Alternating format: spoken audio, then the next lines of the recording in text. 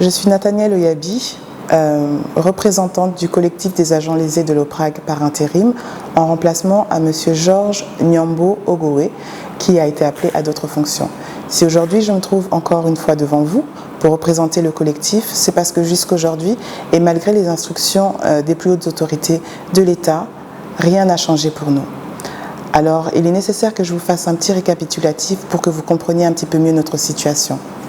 Le 20 septembre 2023, un courrier a été déposé à la présidence par le collectif des agents lésés. Moins de 3 semaines après le dépôt du courrier, le président de la transition a répondu et a instruit le directeur général de l'OPRAG à la réhabilitation des agents lésés. Dans le même temps, un courrier a également été déposé au cabinet du Premier ministre, chef du gouvernement. 3 semaines après, le 9 novembre 2023, le Premier ministre a répondu à notre courrier.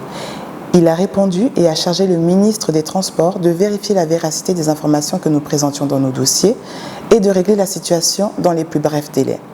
Poursuivant la procédure, nous nous sommes rendus au cabinet du ministre du Travail à l'époque, qui était Madame Solange Ngakie, épouse Ayenoé. Nous avons déposé un courrier. Moins d'une semaine après, Madame le ministre nous a répondu. Elle nous a convoqués dans une audience où elle nous a reçus avec le conseiller Mounanze. Nous avons déposé nos dossiers et elle nous a dit qu'elle nous recontacterait après examen de nos dossiers, ce qui a été fait. Madame la ministre nous a recontactés et nous a dit que nos contrats étaient en bonne et due forme et ne souffraient d'aucune irrégularité, étant conformes aux contrats de travail établis en République gabonaise. Souhaitant nous aider à la résolution de ce conflit, elle a préconisé une audience avec le directeur général de l'OPRAG 2 semaines après. À notre grande surprise, 2 semaines après, le directeur général de l'OPRAG a envoyé une délégation dont le SG de l'OPRAG, M. Solaire Ndjogo, le conseiller juridique, M. Axel Nan, et le directeur administratif et du personnel, M. Rodrigue Moutamba. Ceux-ci se sont présentés avec une attitude exaspérée, à la limite du mépris, et ils ont exigé que nous soyons mis dehors lors de cette audience. Le directeur de cabinet qui présidait cette audience leur a dit qu'il était impossible que nous soyons mis dehors lors de l'audience, car étant les plaignants, cette affaire ne saurait être réglée sans nous. Résignés, ils ont consenti à écouter les conclusions de l'analyse de la conformité de nos contrats.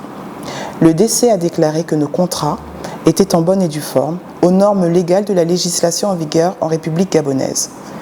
Suite à quoi, M. Ndjogo, exaspéré, s'est levé et est parti, après avoir déclaré qu'il n'y avait rien à régler et que ce problème avait déjà été réglé à l'inspection du travail. Ce à quoi le DC lui a répondu « Si ce problème a été réglé à l'inspection du travail, nous sommes l'inspection du travail. Comment se fait-il que ces agents, qui sont vos collaborateurs, soient encore devant nous aujourd'hui ?» Ce à quoi il a répondu « Ce sont nos ex-collaborateurs. » Il s'est levé et est sorti avec le DAP et le conseiller juridique qui n'ont eu d'autre choix que de le suivre. Après tous ces tumultes, nous avons décidé de faire une interview chez M. Gabin Atinga le 5 novembre 2023, à l'émission Gabon Matin de Gabon Première. Après cette émission, le directeur général de l'OPRAG a été saisi et a sollicité une audience avec nous.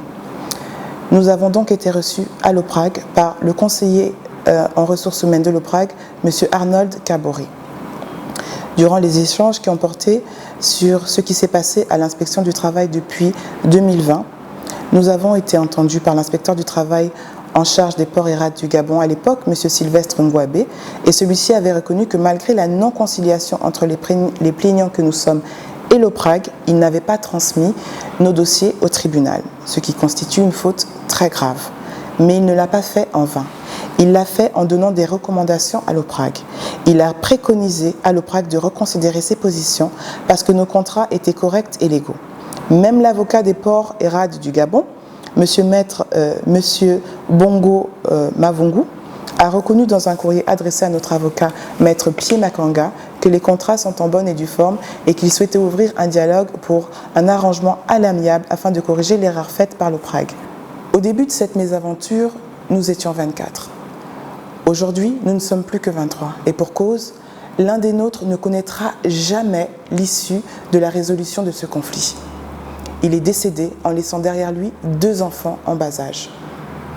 La question que le collectif des agents lésés de l'OPRAC voudrait poser aujourd'hui aux plus hautes autorités: qui est au-dessus de votre parole et de vos instructions?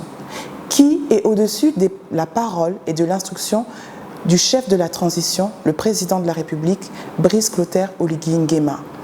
Aujourd'hui, au sein de l'OPRAC, il y a des agents qui continuent dans le même système que nous avons chassé et qui continuent à stigmatiser et à maltraiter leurs frères gabonais. Il faut que ces agents soient décelés afin que la procédure des restaurations des institutions soit respectée, soit aux normes et que chacun d'entre nous puisse vivre la réalité de l'essor vers la félicité. Je vous remercie.